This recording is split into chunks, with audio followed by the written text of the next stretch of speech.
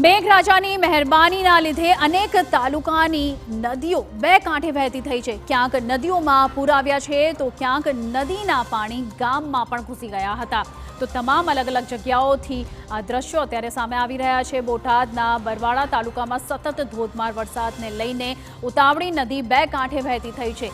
પાણી પુલ પર ફરી વળતા વાહન વ્યવહારને પણ અસર પહોંચી છે। ધંધુકા તરફ જવાનો એક તરફનો પુલ બંધ કરવામાં આવ્યો હતો તો ગઢડાના ગોરકડા ગામમાં પણ ધોધમાર વરસાદ બાદ કેરી નદીમાં ઘોડાપૂરની સ્થિતિ જોવા મળી હતી। આખી રાત ધોધમાર વરસાદ બાદ અનેક નદીઓ બે કાંઠે વહેતી થઈ હતી અને મોરબીની વાત કરીએ તો ભારે વરસાદ બાદ બ્રાહ્મણી નદીનું રૌદ્ર રૂપ જોવા મળ્યું હતું।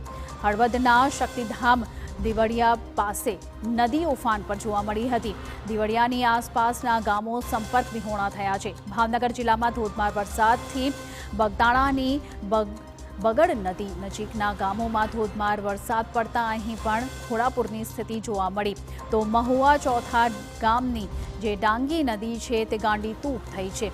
નદીમાં ઘોડાપૂરની સ્થિતિને કારણે ચારે બાજુ પાણીની સ્થિતિ જે છે તે ખૂબ ખરાબ સર્જાઈ છે। પાણી જ પાણી જોવા મળી રહ્યા છે।